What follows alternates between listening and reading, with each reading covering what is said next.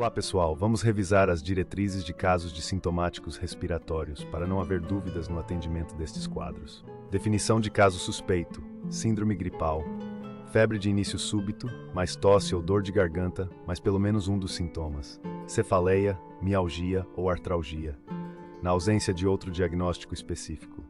Crianças menores de 2 anos, considerar os sintomas acima, mais tosse, coriza ou obstrução nasal, na ausência de outro diagnóstico específico. Síndrome respiratória aguda grave.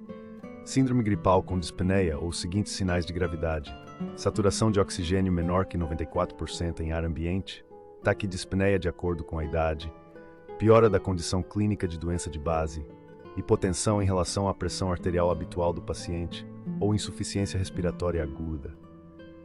Em crianças, os sinais anteriores, mais batimentos de asa de nariz, cianose, tiragem intercostal, desidratação e inapetência.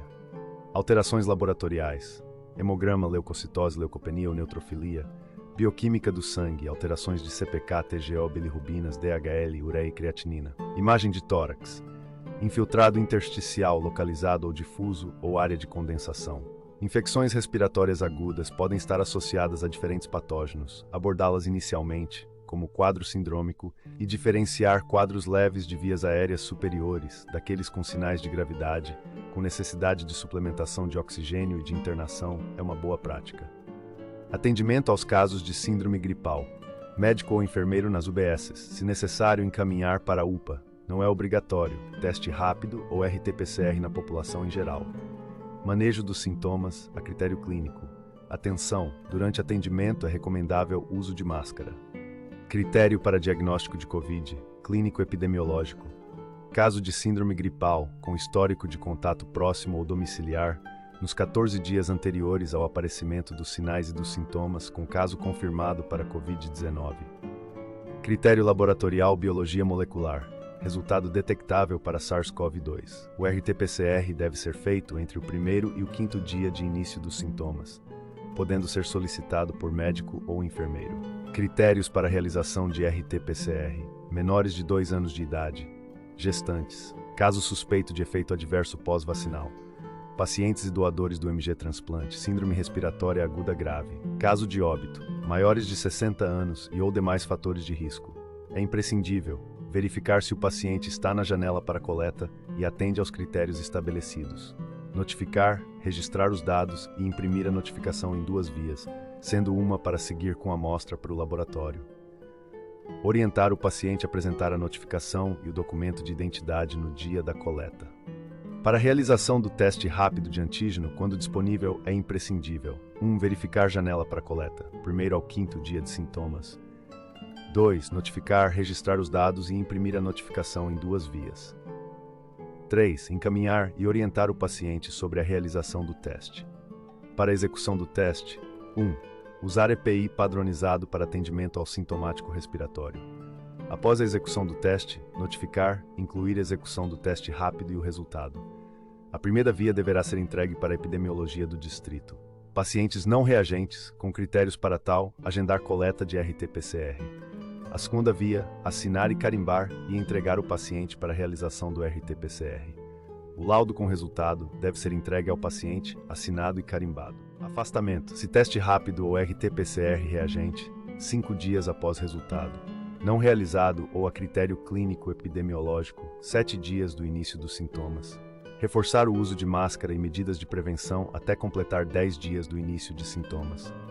Importante: caso o paciente mantenha sintomas e ou febre 7 dias após o início dos sintomas, o isolamento deve ser mantido por 10 dias com reavaliação médica. Lembre-se, casos de síndrome respiratória aguda grave, encaminhar para serviços de urgência UPA, CMI ou HMC.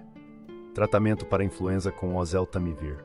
O tratamento precoce objetiva reduzir a duração dos sintomas e complicações da infecção pelo vírus influenza.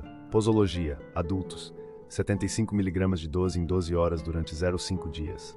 Avaliar dose dobrada nos seguintes casos: insuficiência respiratória, neutropenia, imunossupressão, quimioterapia ou uso de corticosteroides e obesidade grau 3, em função da idade. Pediatria: menor de 3 meses, 12 mg 2 vezes ao dia. De 3 a 5 meses, 20 mg 2 vezes ao dia. De 6 a 11 meses, 25 mg 2 vezes ao dia. Crianças acima de 1 ano avaliar por peso, abaixo de 15 kg, 30 mg 2 vezes ao dia. De 15 a 23 kg, 45 mg 2 vezes ao dia. De 23 a 40 kg, 60 mg 2 vezes ao dia. Acima de 40 kg, 75 mg 2 vezes ao dia. Em caso de vômito, até 1 hora após a tomada do oseltamivir. Proceder com nova administração.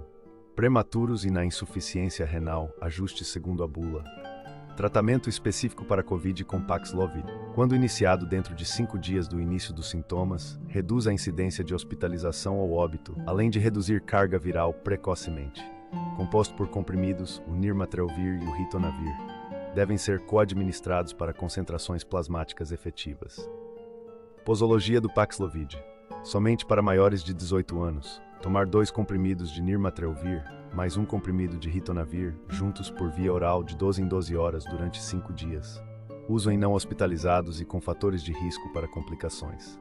Pré-requisitos. Covid confirmada por teste rápido RT-PCR, o autoteste excluído. Estar entre o 1º e o 5º dia de sintomas. Apresentar quadro clínico leve ou moderado.